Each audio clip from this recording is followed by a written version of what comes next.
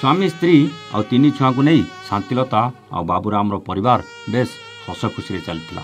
हेले एमिति कौन है केजाणी शांतिलता परिवार को अशांतिटा माड़ी आसला।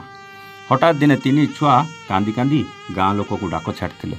गाँ लोक छुआ को डाक शुणी जितेबाला शांतिलता आ बाबूराम घरे पहुँची से सबकि शेष हो सारी।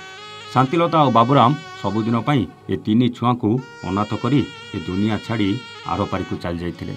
से दिन कौन घटीला शांतिलता आ बाबूराम सहित जानापी आसतु आरंभ करवा आज एक कहानी। हेलो हाय नमस्कार स्टोरी विथ प्रतापर आउ एक नुआ कहानी को आपन को स्वागत। दर्शक बंधु ये कहानी थिला भारी जंत्रणादायक। ये कहानी थिला भारी हृदय विदारक। तीनटा छुआ निज बापा माँ को आखि सामने सबुदिन हरई देते। हेले सेमाने किछि करि पार नथिले आ सबुदिन अनाथ हो जाते। बाबूराम और शांतिलता उभय उभय को पाई बेस खुशी थिले। बाबूराम दिन सारा काम करी जहाँ रोजगार करुला तेल लुणर संसारटा बेस हस खुशी कटि जाउथला। एही पांच प्राणी कुटुंब को नहीं बाबूराम और शांतिलता बेस खुशी थिले। किंतु दिने बाबूराम घर को फेरी देखे तो शांतिलता उलग्न होई काहाकू कौन कहिबार लागिछि। आ बाबूराम जेतेबेले कबाट फांकरे देखिला शांतिलता काहा सह वीडियो कॉल ले कथा होउछि आ तार से उलग्न देह को देखई चलछि। बाबूराम कबाट पिटिबा को लागिला आ उलग्न होई वीडियो कॉल करुथुवा शांतिलता को साड़ी पिंधि कबाट खोलिबारे विलंब होइतिला। जहाकू देखि सही पार नथिला बाबूराम सीधा शांतिलतार तंटी चिपिबा को लागिला आउ जोर रे पिटिबा को लागिला। स्त्री शांतिलता माड़ भयरे सबु सत कहि देइथिला। से आउ जनकू प्रेम करू सत हेले ताहा सह शारीरिक संपर्क रखिनी खाली एई मोबाइल जहाँ वीडियो कॉल आउ कथबार्ता हो।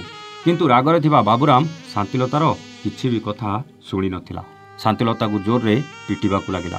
मार चित्कार शुणी घर बाहर खेलुवा झील नित्या दौड़ी आसीथिला आउ बापा को जेते अटकाइबा को चेष्टा करिथिला बापा बाबूराम अटकिबार ना नेउ नथिला। शेषरे तीन भाई भौणी चित्कार करी गाँ लोक को डाक छाड़िथिले। आम बापा आम माँ को पिटी पिटी मारिदेला किए ताकू बंचेई दियो। गाँ लोके पिलामानक डाक शुणी दौड़ी आसीथिले। हेले सेतेबेलकू सबकिछि सरी जाइतिला। स्त्री शांतिलता को पिटी पिटी मारी सारिबा परे निज जीवनठू अधिक भल पाउथुवा स्त्री शांतिलता को हरई स्वामी बाबूराम दौड़ा दे सारिथिला। पुलिस आसिला शव जबत करी पोस्टमार्टम पई पठाई देथिला। हाउ अपमृत्यु मामला रुजु करी केस को क्लोज कर देथिला। हेले ए तीन छुआक कथा थरे भाबिले सेमाने कौन दोष करथिले। सेमानक भविष्यत काहींकी बापा माँ बिना अंधार भीतर को चली जीवो। भूल जी कला से तो स्वर्ग को पड़ेला किंतु जीवन सारा दंड पाइबे एही निरीह तीन छुआ। केते हस खुशी रे संसार चलथिला। शांतिलतार कौन आवश्यक थिला आउ काहाकू प्रेम करिबा आउ काहाकू उलग्न हेई निज देह देखैबा। आउ बाबूराम भी एमिति न रागी निज राग को भी टिके शांत करिबार थिला। एमिति निज स्त्री को मारी निज जीवन बिल्कुल भी नवार नथिला।